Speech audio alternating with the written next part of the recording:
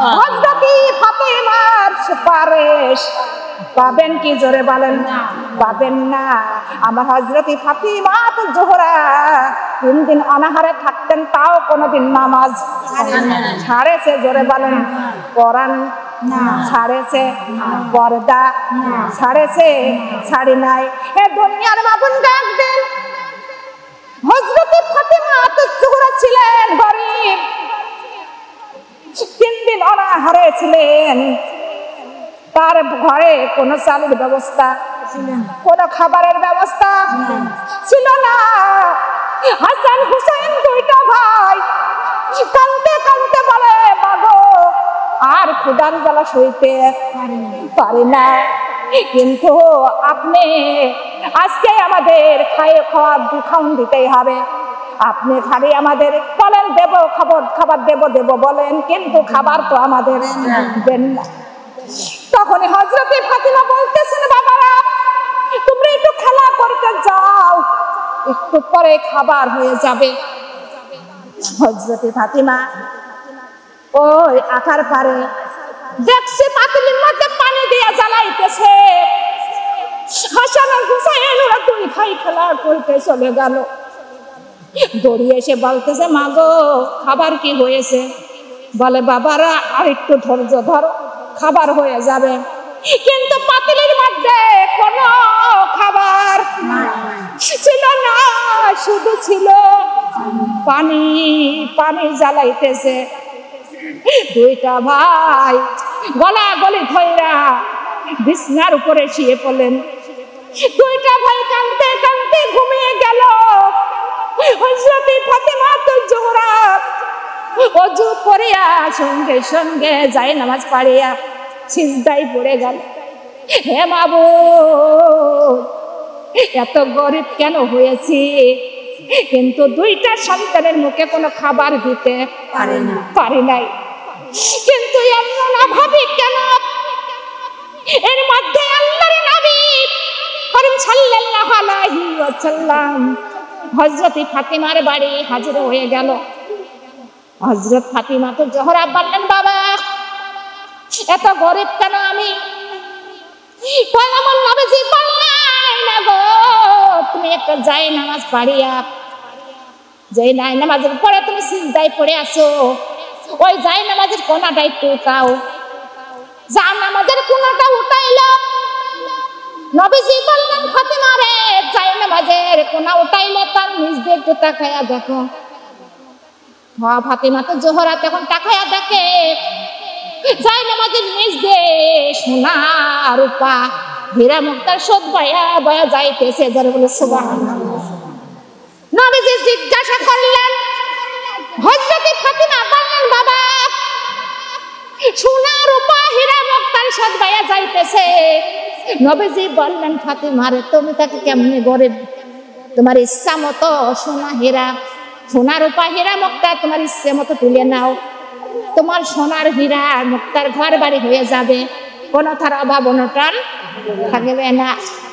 আমার নবীজি বললেন, না গো দুনিয়ার বড় লোক ভালো না, দুনিয়ার সুখ শান্তি মাগো ভালো না। তুমি দুনিয়ার সুখ চাও না আখিরাতের সুখ চাও? ওরে আমার মা ফাতিমা জোহরা বললেন, বাবা দুনিয়ার যত কষ্ট হোক না কেন আমি সইতে পারবো, আখিরাতের কষ্ট সইতে পারবো না বাবা। আর দুনিয়াটা 2 দিন, কার কয়দিন ধরে বলেন? ওরে একে একে 2 দিন 3 দিন মাস হয়ে গেল, মাসের পরে বছর আইলো, 50 বছর 60 বছর 70 বছর আপনি এই দুনিয়ার মধ্যে থাকবেন, বেশি হলো 100 বছর থাকবেন, তারপরে চলে যেতে হবে আপনার কবরে সারা জনম ধরে থাকতে হবে। কোনোদিন দিন ফুরাইবে না, ফুরাইবে জোরে বলেন, কোনোদিন দিন ফুরাইবে না, গুনলেও আর গুনাও থাকবে না। দিনে এই দুনিয়ার মধ্যে দিন গুনতে গুনতে ফুরাইয়া যায়, জীবনে লেগে যায় ভাটি। কবরের মাটি ডাকে গো বারে বারে, কবরের মাটি ডাকে, কথা বলেন ঠিক না বেটি? গুনা দিন ফুরাইয়া যাবে, গুনা দিন ফুরাইয়া যাবে, চবনে লাগবে ভাটি। ওই যে দেখো ডাকিতেছে তো তোমার কবরের মাটি। ওই যে দেখো ডাকিতেছে তোমার কবরের মাটি। গোনা দিন রাইয়া যাবে, গোনা দিন রাইয়া যাবে, যৌবনে লাগিবে মাটি। ওই যে দেখো ডাকিতেছে তোমার কবরের মাটি। ওই যে দেখো ডাকিতেছে তোমার কবরের মাটি। সন্ধ্যার আগে যেদিন ডুবিবে বেলা, এক পলকে ভেঙে যাবে তোমার রঙের মেলা। সন্ধ্যার আগে যেদিন ডুবিবে বেলা, এক পলকে ভেঙে যাবে তোমার রঙের মেলা। কারে দিবা তুমি জোরে থামো, কারে দিবা তুমি জোরে থামো, কারে মাথায় ভাঙবা লাঠি। ওই যে দেখো ডাকিতেছে তোমার কবরের মাটি। ওই যে দেখো ডাকিতেছে তোমার কবরের মাটি। খবর পেয়ে আসবে আত্মীয় স্বজন, চারিপাশে বসে তারা করিবে কান্দন। খবর পেয়ে আসবে আত্মীয় স্বজন, চারিপাশে বসে তারা করিবে কান্দন। সাজায়া দিবে মনের মতো, সাজায়া দিবে মনের মতো, কি সুন্দর পরিপাটি। ওই যে দেখো ডাকিতেছে তোমার কবরের মাটি। ওই যে দেখো ডাকিতেছে তোমার কবরের মাটি। আলহামদুলিল্লাহ। কবর কয়বার ডাক দেয়? কথা বলেন। দিনে রাতে 5 বার ডাক দেয়, দিনে 5 বার, রাতে 5 বার ডাক দিয়ে বলে, এ আল্লাহর বান্দারা, আমি হলাম কবরের মাটি, তোমাদের ডাক দেয়া বলতেছে এই কবরের মধ্যে তোমাদের আসতেই হবে, আজ না হলো কাল। কথা বলেন। কবরের মাটি ডাক দেয়া বলে, বান্দা বান্দি, ও আল্লাহর বান্দা বান্দি শুনে নাও, এই কবরের মধ্যে আসতে হলে খালি হাতে আসা যাবে না। কবর ডাক দেয়া বলে, আল্লাহর বান্দা বান্দি তোমরা হুঁশিয়ার হও, এই কবরের মধ্যে সাপ বিচ্ছুর গর্ত, এই কবরের মধ্যে আছে বারত, কবরের মধ্যে আগুনের কুণ্ড, কবরের মধ্যে সাপ বিচ্ছুর গর্ত। ওই কবরের মধ্যে তোমরা খালি হাতে কেউ সাপের ওষুধ সঙ্গে বাঁধো, সাপ বিচ্ছুর ওষুধ সঙ্গে বাঁধো, আগুন নিবানোর জন্য পানি সঙ্গে করো। ওই কবরে পোকামাকড়ের কামড় থেকে তোমরা দুনিয়ার মধ্যে থেকে সেই ওষুধ জোগাড় করে নিয়ে এসো। কবরের মধ্যে খালি খালি যাইও না, কবরটা বড় ভয়ঙ্কর, কবর বড় অন্ধকার। কবরটা বারে বারে ডাক দিয়া বলে, জোরে বলে সুবহানাল্লাহ। কিটা ডাক দেয়? কথা বলেন। কবরের মাটি ডাক দেয়। হে দুনিয়ার মা বোনরা, তাই সেই হযরত ফাতিমাতুজ জোহরা দুনিয়ার সুখ চাই না, চাই কিসের সুখ? আমাদের দুনিয়ার মধ্যে দালান কোটা ঘরে বাড়ি, আমাদের কি সঙ্গে কিছু যাবে? জোরে বলেন। দুনিয়ার টাকা দুনিয়ায় থাকবে, দুনিয়ার বাড়ি গাড়ি দুনিয়ায় না সঙ্গে যাবে? সঙ্গে যাবে একমাত্র আমল। বদ আমলও যাবে, নেক আমলও। আমল কয়টা? কথা বলেন। একটা নেক আর একটা বদ, দুইটাই আমলের সঙ্গে যাবে। বদ আমলও দুনিয়ায় থাকবে না, নেক আমলও দুনিয়ায় থাকবে, দুইটাই আমলের সঙ্গে যাবে। নেক আমল যদি আপনার বেশি হয়, আপনার ভাগ্য ভালো। ও আল্লাহ তাআলা বলেন, আল্লাহ তাআলা বলেন, ওয়া আইয়ুকিমুনা সালাত, 5 ওয়াক্ত সালাত যারা ঈমানের সঙ্গে মহব্বতের সঙ্গে আদায় করে, তাদের জন্য রব্বুল আলামিন 5টা পুরস্কার দান করবে। জোরে বলে সুবহানাল্লাহ। কয়টা পুরস্কার? 5টা পুরস্কার। আল্লাহ বলেন, প্রথম নাম্বার পুরস্কার, মায়ের কোলে যেমন শিশুরা দুধ পান করতে করতে ঘুমিয়ে পড়ে, এমন মুমিনা মুমিনা তাও শিশুর মতো মওতের সময় ঘুমিয়ে পড়বে, জোরে বলে সুবহানাল্লাহ। দ্বিতীয় নাম্বার পুরস্কার আল্লাহ বলেন যে যখনই মওতের পরে কবরে চলে যাবে, কবরের আযাব আমার আল্লাহ বন্ধ করে দিবেন মুমিনা মুমিনাতের জন্য কিয়ামত পর্যন্ত, জোরে জোরে বলে সুবহানাল্লাহ। এমন পুরস্কার কারো দেওয়ার ক্ষমতা আছে? জোরে বলেন। আর এই পুরস্কার নিতে হলে কয় কোটি টাকা লাগবে? কথা বলেন জোরে। এই পুরস্কার নিতে লাগলে কয় লক্ষ টাকা টাকা লাগে? লাগে না গো দুনিয়ার মা বোন গো। 3 নাম্বার পুরস্কার হাসরের ময়দানে, হাসরের মাঠে আমার আল্লাহ তাআলা মুমিনা মুমিনা তার ডান হাতে আমলনামাটা দিয়ে দিবেন, জোরে জোরে বলে সুবহানাল্লাহ।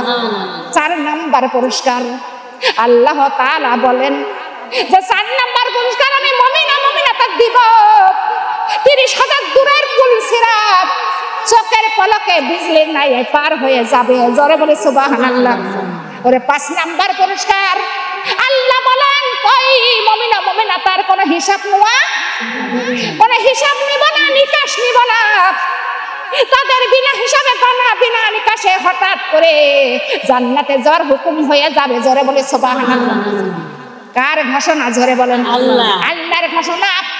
কয়টা পুরস্কার? এই 5টা পুরস্কার নিতে হলে 1 টাকা পয়সাও লাগে না, লাগে শুধু আমল। হে দুনিয়ার মা বোনগা, কবরে যাইতে না যাইতে কবরের আযাব বন্ধ করে দিবেন কে? কে? আল্লাহ বন্ধ করে দিবেন। আল্লাহ ডাক দিয়ে বলবেন ও কবরের মাটি, আমার এই বান্দা বান্দি কবরে আসতেছে রে মাটি, ও কবরের মাটি তুমি আজকে শান্তিময় হয়ে যাও আমার এই বান্দা বান্দির জন্য।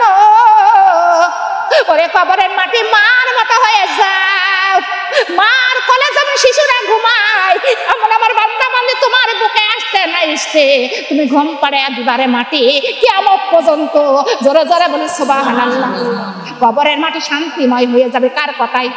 কথা বলেন আল্লাহর কথাই। কবরের মাটি শান্তিময় হয়ে যাবে। মা যেমন স্নেহ আদর করে, মার কোলের মধ্যে ঘুমাইতে কত আরাম, কত সুখ শান্তি লাগে, লাগে কিনা? ওরে ওই কবরের মাটি এমন শান্তিময় হয়ে যাবে মার চাইতো, কিন্তু একটা ঘুমে কিয়ামত হয়ে যাবে, জোরে বলে সুবহানাল্লাহ। তাহলে আমল করার দরকার আছে কিনা? কথা বলেন। হে দুনিয়ার মা বোনগা, সময় আর বেশি আছে। একটা দিন যাইতেছে, একটা দিনকার হায়াত কমতেছে, আর মওত একদিন কার আগাইতেছে। কথা বলেন ঠিক না রে? ও দুনিয়ার মা বোন গো, কখন যেন কবরের বাসিন্দার হয়ে যায়।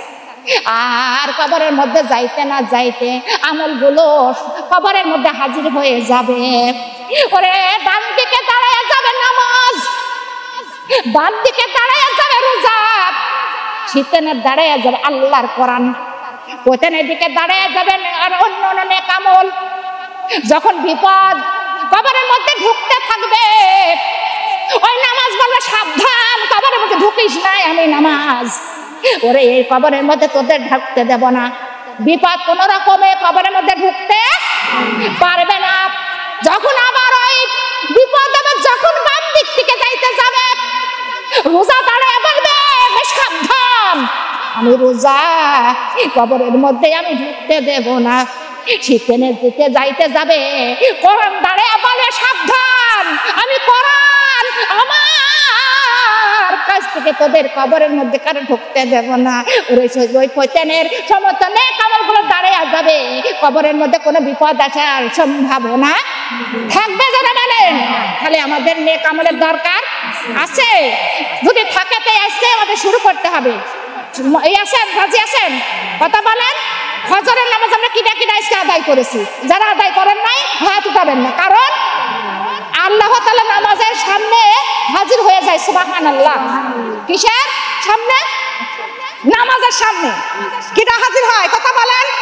কিটা হাত একটু উঁচু করেন তো জোরে জোরে। কিটা হাজির হয়?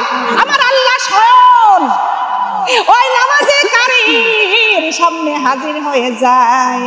আমার আল্লাহ তাআলা যেদিন মিরাজ করতে গিয়েছিলেন আল্লাহর বাড়িতে, কার বাড়িতে? আল্লাহর বাড়িতে মিরাজ করতে গেছিলেন। আল্লাহ তাআলা সামনের দিকে পর্দা ফেলাইয়া দিছিলেন।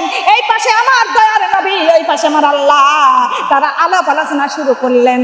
আর আমার আল্লাহ তাআলা বলেন, আমার রাসূলের সঙ্গে, আমার নবীর সঙ্গে, আমার বন্ধুর সঙ্গে যখন আল্লাহ, আমার নবী, আমার বন্ধু যখন আমার বাড়িতে মিরাজ করতে এসেছিল, আল্লাহ বলেন আমি পর্দা ফেলাইয়া দিয়েছিলাম। আর আমার বান্দা বান্দির সামনে যখন আমি হাজির হই, কোনো পর্দা লাগে না, আমি আল্লাহ হাজির হয়ে যাই। জোরে বলি সুবহানাল্লাহ। কথা বলেন ঠিক না ঠিক কথা? যখন নামাজের মধ্যে নামাজে দাঁড়িয়ে যাওয়া হয়, আল্লাহ স্বয়ং নামাজকারী নামাজ আওলার সামনে হাজির হয়ে যায়, কোনো পর্দা লাগে? কথা বলেন। রাসূলের সামনে পর্দা দিছিলেন, তার বান্দা বান্দির নামাজকারী সামনে কোনো পর্দা লাগে না। ও দুনিয়ার বাবন গো, তাই নামাজকারীর সামনে আমার আল্লাহ হাজির হয়ে যায়। তারা আমার আল্লাহ যখন সিজদায় যাওয়া যায়, যখন রুকুতে যাওয়া যায়, আমার আল্লাহ বলে, ও ফেরেশতা দেখো আমার বান্দা বান্দিরা ওরে আল্লাহর কাছে কিভাবে মাথা নত করে দাঁড়ায় আছে। জোরে বলে সুবহানাল্লাহ। কার কাছে মাথা নত করে? কার কাছে? আল্লাহর কাছে। আল্লাহ খুশি না বেজার? কথা বলেন। আল্লাহ খুশি হয়ে যায়। হে দুনিয়ার মাবুন গো, যখন সিজদায় যাওয়া যায়, আল্লাহ ডাকে দেয়া বলে, বান্দা ও আমার বান্দি, এই মাটি দিয়ে তোমাদের সৃষ্টি করেছিলাম। দ্বিতীয় সিজদায় যখন যাওয়া যায়, আল্লাহ ডাকে দেয়া বলে, বান্দা রে ও বান্দি, এই মাটির মধ্যে তোমাদের আবার মিশিয়ে যেতে হবে। জোরে জোরে বলি সুবহানাল্লাহ। যখন আল্লাহু আকবার বলে তখন খাড়া হওয়া যায়। আল্লাহ ডাকে দেয়া বলে, বান্দা রে ও বান্দি, ওই কিয়ামতের দিন কবরের দিকে তোমাদের এইভাবে আবার খাড়া করে আমি উঠাবো। জোরে বলি সুবহানাল্লাহ। ও দুনিয়ার মাবুন গো, নামাজের সময় আমার আল্লাহ স্বয়ং হাজির হয়ে যায়, আল্লাহর সঙ্গে সাক্ষাৎ করা যায় এবং নামাজের মধ্যে, জোরে বলি সুবহানাল্লাহ, সেই নামাজের দরকার আছে কিনা? তাই বলতেছি, নামাজ ছাড়া যাবে না। নামাজ হলো জান্নাতের। আল্লাহর নবী বলেন, as-সালাতু মিফতাহুল জান্নাত। নামাজ হলো জান্নাতের চাবি, বেহেশতের চাবি। নামাজ ব্যতীত কেউ জান্নাতে যেতে, বেহেশতে যেতে পারবে না। হুকুমটা কার? কথা বলেন। আল্লাহর হুকুম, আল্লাহর হুকুম অমান্য করা যাবে কি? জোরে বলেন, যাবে না। দুনিয়ার মাবুন গো, নামাজকারী আল্লাহ পছন্দ করেন, নামাজকারী আল্লাহর মেহমান হয়ে যায়। জোরে জোরে বলি সুবহানাল্লাহ। নামাজিরা কার মেহমান? আল্লাহর মেহমান। কার মেহমান? রোজ হাসরে পাবি সম্মান। রোজ হাসরে কারা সম্মান পাবি? কথা বলেন। নামাজিরা আল্লাহর মেহমান, রোজ হাসরে পাবি সম্মান। কার সম্মান পাবি? আল্লাহর সম্মান পাবে রোজ হাসরে। নামাজকারীরা সম্মান পাবি। আর দয়ার নবী, মায়ার নবী নামাজকারীদের সুপারিশ করবে, শাফায়াত করবে। যারা বলে সুবহানাল্লাহ। কথা বলেন ঠিক না ঠিক? হে দুনিয়ার মাবুন গো, সেই নামাজ ছাড়া যাবে না। লা ইলাহা ইল্লাল্লাহ, কালিমা লা ইলাহা ইল্লাল্লাহ, সুবহানাল্লাহ, আলহামদুলিল্লাহ, লা ইলাহা ইল্লাল্লাহ, কালিমা লা ইলাহা ইল্লাল্লাহ। আজি না হয় কাল তুমি যাইবা কবরে, যাওয়ার সময় দেখবি সাহিয়া তোমার ছবি রইল পড়ে। যাওয়ার সময় দেখবি সাহিয়া। আজি না হয় কাল তুমি যাইবা কবরে, যাওয়ার সময় তোমার সবই রইল পড়ে। যাওয়ার সময় দেখবি চাহিয়া, যাওয়ার সময় তোমার সবই রইল পড়ে। যাওয়ার সময় মা গেল, বাবা গেল, কেউ এলো না ফিরে। আমাদেরকে চাইতে হবে গো ওই অন্ধকার কবরে, সবার যাইতে হবে গো। মা গেল, বাবা গেল, কেউ এলো না ফিরে। সবারই যাইতে হবে গো ওই অন্ধকার কবরে, সবারই যাইতে হবে ওই অন্ধকার কবরে, সবারই যাইতে হবে। আজ নয় কাল তুমি যাইবা কবরে, যাওয়ার সময় দেখবি চাহিয়া তোমার সবই রইল পড়ে যাওয়ার সময় তোমার সবই রইল পড়ে যাওয়ার সময়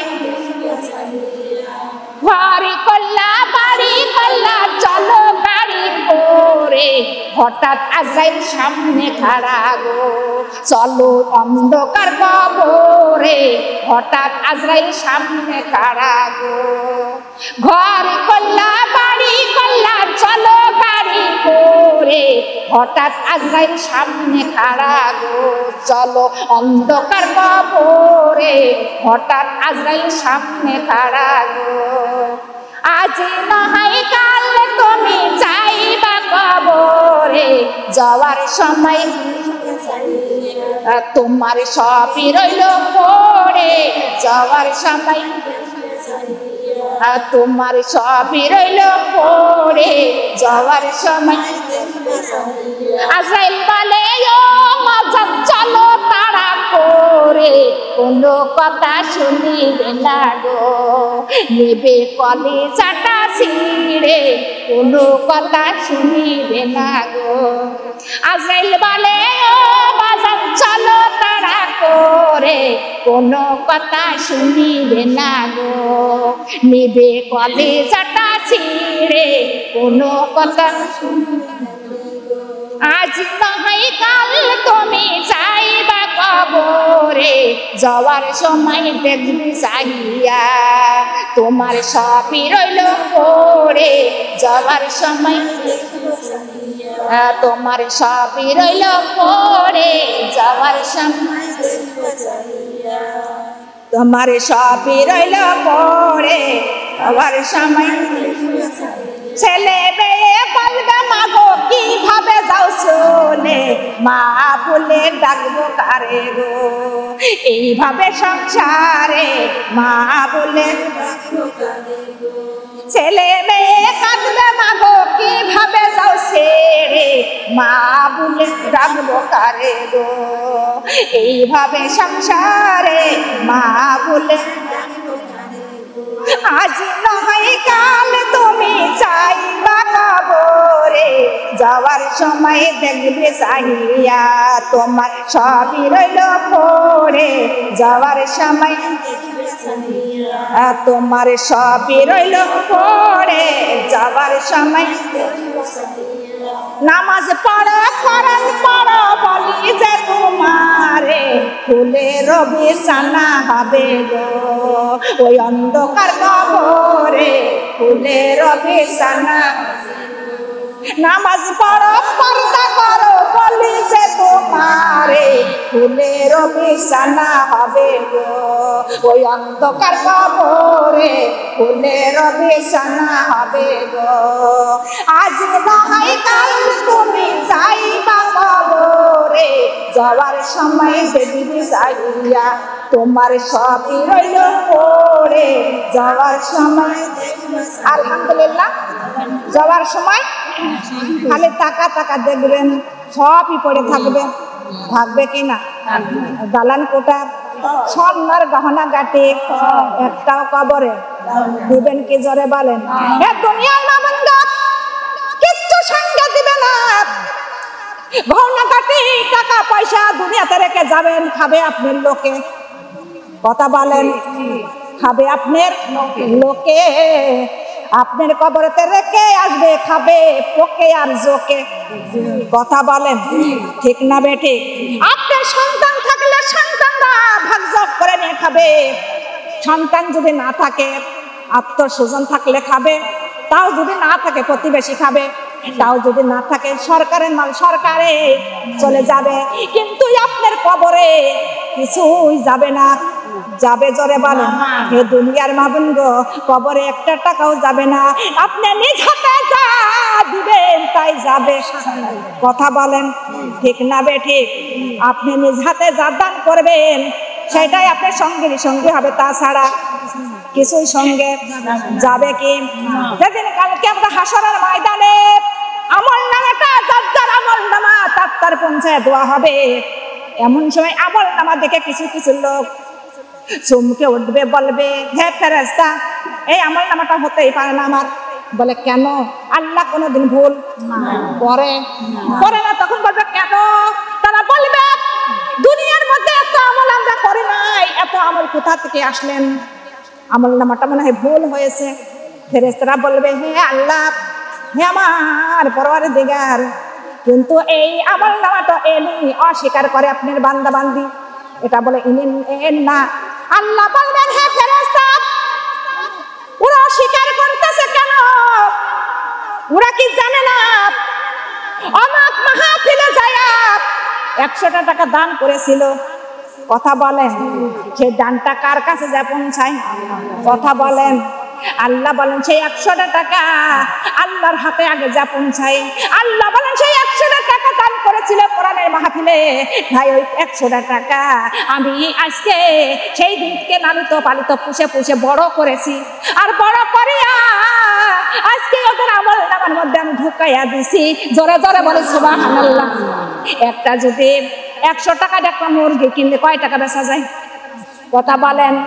5000 টাকার একটা ছাগল কিনবেন, বাচ্চা কিনবেন, আপনি পুষতে পুষতে বড় কইরা ওই একটা ছাগল 20,000ও বেচা যায় কিনা? কথা বলেন। তাই আল্লাহ বলতেছেন বান্দারে 100টা টাকা দান করেছিলে, ওই 100টা টাকা আমি পুষে পুষে বড় করেছি, বড় করে আজকে তোমাদের আমলনামার মধ্যে আমি আল্লাহ ঢুকাইয়া দিছি। জোরে বলে সুবহানাল্লাহ। হে দুনিয়ার মাবুদ, আল্লাহ তাআলা দানকারীর আল্লাহর আরশের নিচে স্থান দিবেন। জোরে জোরে বলি সুবহানাল্লাহ। দানকারীর আল্লাহ পছন্দ করেন যারা কৃপণতা করে। কৃপণকে আল্লাহ পছন্দ করে। জোরে বলেন পছন্দ করেন। আল্লাহ বলেন ওয়া মিম্মা রাযাকনাহুম ইউনফিকুন, আল্লাহ বলেন আমি যা রিজিক দিয়েছি তা হতে তোমরা খরচ করো। জোরে বলে সুবহানাল্লাহ। আল্লাহ বলতেছেন করে দান হাসানাও। আল্লাহ বললেন ও বান্দা, তুমি কে কোথায় আছো রে? তুমি আল্লাহ বলতেছেন আল্লাহকে তুমি কর্জ দাও। কার কর্জ? আল্লাহ নিজেই কর্জ চেয়েছে। করদান হাসানাও। আল্লাহ বলেন কে কোথায় আছো, আমাকে কর্জ দাও। হাসরের ময়দানে এই কর্জ দেওয়ার বিনিময়ে তোমাদের প্রচুর আমি দিয়ে দিব। জোরে জোরে বলি সুবহানাল্লাহ। একটা ধোপা ছিল, কি ছিল? কথা বলেন।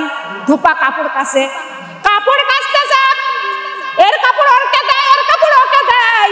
এমন সময় মানুষ বিরক্ত হয়ে গেল। ঈসা আলাইহিস সালামের যুগে ঈসা আলাইহিস সালামের কাছে গেল, যে বলতেছে আল্লাহর নবী, কিন্তু এই ধোপার কার্যকলাপ আমাদের আর সহ্য নেই না, কিন্তু এর কাপড় ওকে দেয়, ওর কাপড় ওকে দেয়, পাল্টাপাল্টি করে দেয়, বদলাই দেয়। আপনি আল্লাহর কাছে একটু দোয়া করেন ধোপার জন্য মরণ হয়। এইটা সবাই লোকজন ঈসা নবীর কাছে গেল। নবীর দোয়া আল্লাহ সঙ্গে সঙ্গে কবুল করে কিনা? করে। ঈসা নবী বলতেছে ঠিক আছে, আমি দোয়া করব, নিশ্চয় ধোপার মরণ হবে, কালকে তোমরা মরণ দেখতে পারবে। জোরে বলে সুবহানাল্লাহ। লোকজনরা বলতেছে কখন আমরা আসবো? ঈসা আলাইহিস সালাম বললেন তোমরা কালকে বেলা 11টা-12টার মধ্যে চলে আসবা, ধোপার মরণ দেখতে পারবা, নদীর কিনারে ধোপার মরণ হবে। এই কথা শুনে সমস্ত মানুষ আনন্দিত হয়ে গেল। আনন্দিত হইয়া পরের দিন সকাল সকালে সবাই মানুষ ভিড় করে আসে ধোপার মরণ দেখার জন্য। কার মরণ? ধোপার মরণ দেখার জন্য সমস্ত লোক ভিড় করে আসেন। এমন সময় ধোপা কাপড়ের গিট্টির মাথায় করে নিয়ে নদীতে চলে গেল। নদীতে যাইয়া কাপড়গুলো খাঁচে খাঁচে ধরছে, কাঁচা হয়ে গেছে, ধোয়া হয়ে গেছে। কাপড়ের গিট্টির বেঁধে নিয়ে ওই ধোপা বাড়ির দিকে রওনা হলেন। বাড়ির দিকে যখন রওনা হলেন, সমস্ত লোকজন ঈসা নবীর কাছে যা বললেন আল্লাহর নবী ঈসা, আপনি হলো মিথ্যাবাদী, কেননা আপনি বললেন কালকে ধোপার মরণ হবে, কিন্তু ধোপার তো মরণ হলো না। ধোপা তো দেখেন কাপড় খেয়েছে। ওই কাপড়ের গিট্টির মাথায় করে নিয়ে বাড়ি থেকে রওনা হচ্ছে। ঈসা আলাইহিস সালাম বললেন কই সে ধোপা? বলে ওই দেখেন। তখনই ঈসা আলাইহিস সালাম ধোপাকে ডাক দিলেন। ধোপা ওই ঈসা নবীর কাছে চলে গেল। ঈসা আলাইহিস সালাম বললেন হে ধোপা, কাপড়ের বোঝা তুমি এখানে নামাও। কাপড়ের বোঝাটা নামাইলেন। ঈসা নবী বলতেছেন হ্যাঁ ধোপা, আজকে সারা দিনের মধ্যে তুমি কি কাজ করেছো আমাকে বলো। বলে কোনো কাজকর্ম নাই, শুধু এক কাজকর্মই আমার কাপড় কাচা। তাছাড়া কোনো কাজকর্ম নাই। বলে আর কারোর সঙ্গে তোমার কি সাক্ষাৎ হয়েছিল? কাউকে কিছু তুমি কি দান করেছিলে? ধোপা বলতেছেন হ্যাঁ, আসার সময় বাড়ি থেকে আসার সময় আমার বিবি 3টা রুটি দিয়েছিলেন। কয়টা রুটি? 3টা রুটি দিয়েছিলেন। স্বামী গো, এই কাপড় কাচতে কাচতে যখন ক্ষুধা লেগে যাবে এই 3টা রুটি আপনি খেয়ে নেবেন। কিন্তু আমি তো এই 3টা রুটি নিয়ে যখন নদীতে কাপড়ের গিটে যখন মাথায় করে নিয়ে নদীর দিকে যাইতেছিলাম, এমন একটা ভিক্ষুক আমার সামনে এসে দাঁড়াইলেন। ভিক্ষুকটা বললেন, ধোপা তোমার কাছে যদি কিছু খাওয়ার মতো থাকে আমাকে দাও, আমি ক্ষুধার দানি বরণ করবো, আমি তো ক্ষুধার জ্বালা সইতে পারি না। এমন সময় আমি একটা রুটি তাকে দান করেছিলাম।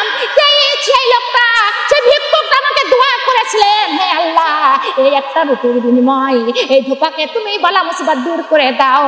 এই কথা শুনে আমি আর একটা রুটি দান করে দিলাম। তখনই ওই ভিক্ষুক আমাকে দোয়া করলেন, হে আমার মালিক, তুমি এই ধোপার মৌতের হাত থেকে বাঁচাইয়া দাও। তো এই কথা শুনে আর একটা রুটি আমি দান করে দিলাম। তখনই ওই ভিক্ষুক আবার আমার জন্য প্রাণ ভরে আল্লাহর কাছে দোয়া করলেন, হে আল্লাহ, এই রুটির বিনিময়ে তুমি এই ধোপার অনেক বছর হায়াত বাড়াইয়া দাও এবং বালা মুসিবত সবকিছু দূর করে দাও। এইটাই করেছি, তাছাড়া আমার কিছুই করে নাই। তখনই ঈসা আলাইহিস সালাম সঙ্গে সঙ্গে বলতেছেন, হে ধোপা, তোমার কাপড়ের গিট্টি এটা, তুমি খুলে খুলে কাপড়গুলো আর এক জায়গায় থাও। কিন্তু চারিদিকে মানুষ ভিড় করে আছে। এমন সময় কাপড়ের গিট্টি খুললেন, কাপড়গুলো একে একে আর এক জায়গায় রাখতে লাগলেন। এমন সময় দেখে ওই কাপড়ের নিচে একটা কালো অজাগার সাপ বলে ভিড়ে পাখায়া বসে আছে। তখন ঈসা আলাইহিস সালাম ওই সাপকে জিজ্ঞাসা করলো, হে সাপ, তুমি কাপড়ের গিট্টির মধ্যে কেন এসেছো? কোথা থেকে এসেছো? কার হুকুমে এসেছো? তখনই ওই অজাগার সাপের জবান খুলে গেল। জবান খুলে বলতেছে, হে আল্লাহর নবী ঈসা, আমি আল্লাহর হুকুমে এই কাপড়ের গিট্টির মধ্যে এসেছিলাম। ঈসা আলাইহিস সালাম বললেন, হে সাপ, হে অজাগার, তুমি কিসের জন্য এই কাপড়ের গিট্টির মধ্যে এসেছিলেন? ওই সাপটা বলতেছে, আল্লাহর নবী ঈসা, আমি আল্লাহর হুকুমে এসেছিলাম এই ধোপাকে দংশন করার জন্য। কিন্তু আমি দংশন করতে যাব এই মুহূর্তে আমার আল্লাহ তাআলা ফেরেশতা দ্বারা আমার গালে লোহার লাগাম লাগাইয়া দিয়েছে। জোরে বলে সুবহানাল্লাহ।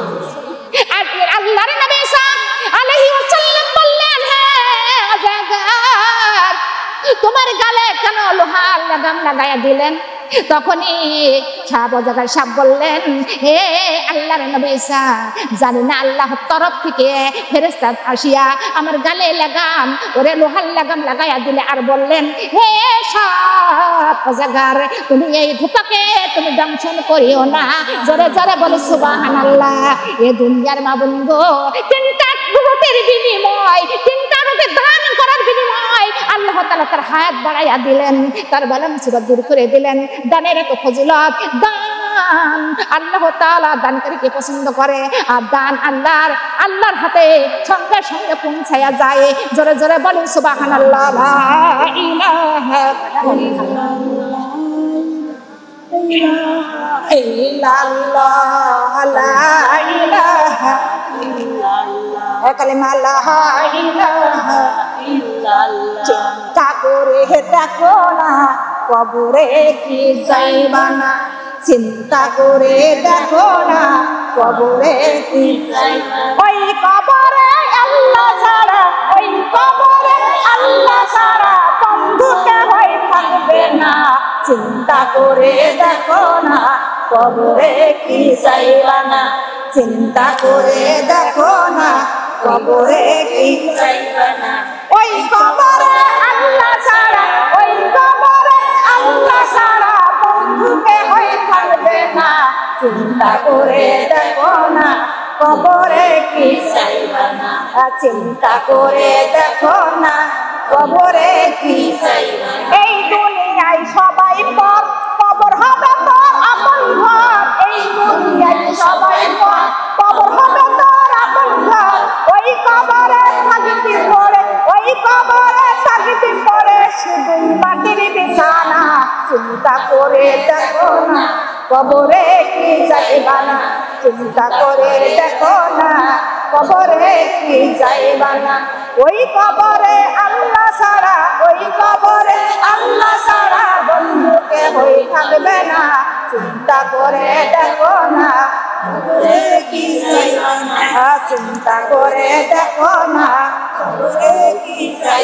আজান কানে শুনিয়া কেমনে থাকো বসিয়া আজান কানে শুনিয়া কেমনে থাকো বসিয়া নামাজের পারে তোর কি নামাজের পারে তোর কি একটু মায়াও লাগে না চিন্তা করে দেখো না কবরে কি চিন্তা করে দেখো না কবরে কি ওই কবরে আল্লাহ ছাড়া বন্ধুকে হয়ে থাকবে না ওই কবরে বন্ধুকে হয়ে থাকবে না চিন্তা করে দেখো না চিন্তা করে দেখো না